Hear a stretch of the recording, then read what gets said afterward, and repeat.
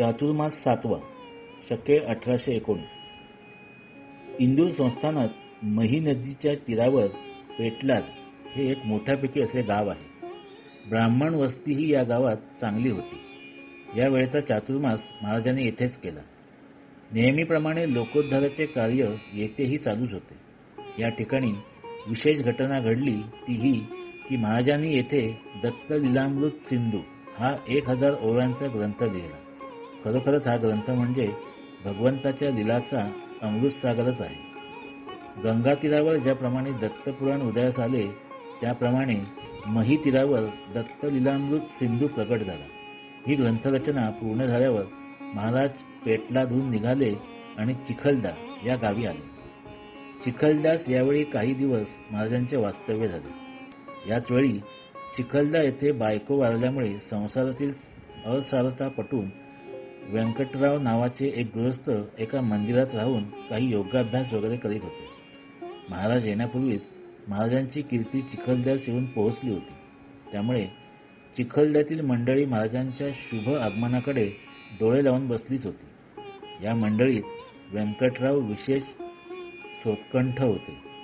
महाराज येतात व्यंकटराव त्यांच्या दर्शनास गेले व आपणास योगातील काहीतरी मार्गदर्शन करावे अशी महाराजांजवळ अनन्य भावाने करुणा भागली.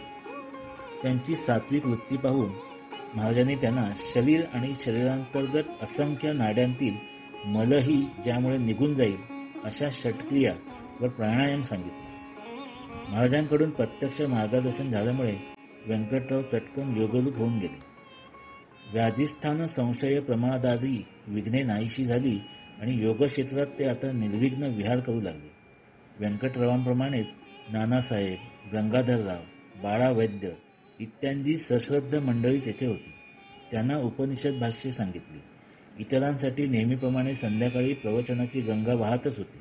असा हा कार्यक्रम चालू असताना नरक चतुर्दशी झाली. नरक चतुर्दशीच्या पूर्व दिवशी रात्री दत्तप्रभूंनी महाराजांना सांगितले की उद्या नरक चतुर्दशी आहे, तरी आपणास अभ्यंग स्नान घालावे. महाराजांना मोठाच प्रश्न पडला. अभ्यंग स्नान प्रभूंना घालावायचे कसे?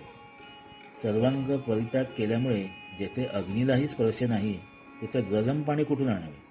अत्तरादी सुगंधी पदार्थाचे तर नावच घ्यायला नको. पण प्रभूंना यावेळी महाराजांकडून दिवाळी साजरी करून घेण्याची लहर आली खरी. अनंत कोटी ब्रह्मांडाचा अधिनायक असणाऱ्या श्री दत्तप्रभूंची ही लहर म्हणजे स्वभक्तांविषयी वाटणाऱ्या प्रेमाची पराकाष्ठाच होय. दत्तप्रभूंनी यापूर्वीच महाराजांना आपल्या प्रेमामृताचे दिव्य स्नान घातलेच होते. आता महाराजांकडून अभ्यंग स्नानाची अपेक्षा श्री दत्तप्रभूंनी केली. महाराज दत्तप्रभूंना म्हणाले की मी अभ्यंग स्नानासाठी गरम पाणी कुठून आणू? सुगंधी उठणेही माझ्याजवळ नाही. शिवाय प्रवासात केवळ थंड पाण्याने स्नान आणि भस्म आपणास चालेल असे आपण म्हणाला होता. तेव्हा रोजच्याप्रमाणेच थंड पाण्याचे स्नान आणि भस्म हे उपचार मिळू शकतील. महाराजांचे हे उत्तर ऐकताच दत्तप्रभूंच्या मूल्यवर एक मिश्किल हास्याची छटा चमकून गेली. दुसऱ्या दिवशी खरोखरीच महाराजांनी नित्याप्रमाणे श्री दत्तप्रभूंना थंड पाण्याचे स्नान घातले आणि भस्मलेपन करून नेहमीप्रमाणेच पूजन केले आणि आपल्या नित्यक्रमास अध्यापनादी कार्यास सुरुवात केली. मध्यान्ह स्नान करून भिक्षेसाठी गेले आणि भिक्षा घेऊन आले. हस्तपात प्रक्षालन व आचमन करून आता नैवेद्य समर्पण करावायचा म्हणून महाराज मूर्तीजवळ गेले. पण रोजच्याप्रमाणे तेथे सुहास्य वदन प्रसन्न अशी मूर्ती दिसण्याऐवजी महाराजांच्या कानाजवळ एक मोठा आवाज निर्माण झाला आणि त्यातून, आज दिवाळी असून मला थंड पाण्याचे स्नान घातलेस, मला आता तुझा नैवेद्य नको, मी इकडे नर्मदेत जाऊन बसलो आहे, असे दत्तप्रभूंचे शब्द महाराजांना ऐकू आले. देव रागावल्याचे पाहताच महाराज घाबरले आणि तडक तसेच नर्मदेवर गेले. भिक्षा ठेवून मध्येच महाराज यावेळी नर्मदेवर का गेले असावेत हे पाहण्यासाठी महाराजांच्या मागोमाग व्यंकटराव, गंगाधरपंत, बाळा वैद्य प्रभूती आणि गावातील इतर सारी मंडळी नर्मदा तीरावर येऊन पोहोचली. महाराज नर्मदेवर येताच तेथून जवळच थोड्या अंतरावर महाराजांना लहान मुलाच्या रडण्याचा आवाज ऐकू येऊ लागला. आवाजाच्या दिशेने महाराजांनी नर्मदेत उडी मारली. तो आत चटकन प्रकाश चमकला. त्या प्रकाशात महाराजांना ती मूर्ती दिसली. मूर्ती दिसल्याबरोबर प्रेमभराने महाराजांनी त्या मूर्तीला हृदयाशी घट्ट धरले आणि ते नर्मदेच्या बाहेर आले. नर्मदेचे पाणी महाराजांच्या शरीरावर निथळत होते आणि डोळ्यातून अविरत चाललेल्या अश्रुधारांचा त्या मूर्तीवर अभिषेक होत होता. जमलेल्या मंडळींनी हे विलक्षण दृश्य पाहताच ती आश्चर्याने स्तंभित होऊन गेली. महाराजांच्या डोळस भक्तीचा हा अपूर्व सोहळा पाहताच साऱ्या मंडळींची मस्तके महाराजांच्या चरणी आपोआप विनम्र झाली. भगवंताच्या प्रेमाचे हे विलक्षण स्वरूप ती मंडळी परमभाग्याने पाहून खरोखरीच कृतार्थ झाली. भक्तासाठी भगवंताने आजवर विविध रूपे घेऊन अनेक लीला केल्या असतील, पण भक्तांकडून स्वतःचे कौड कौतुक पुरवून घेण्याची ही लीला अशी आगळीच. तशीच ती महाराजांच्या खऱ्या स्वरूपाची यथार्थ जाणीव देणारी आहे.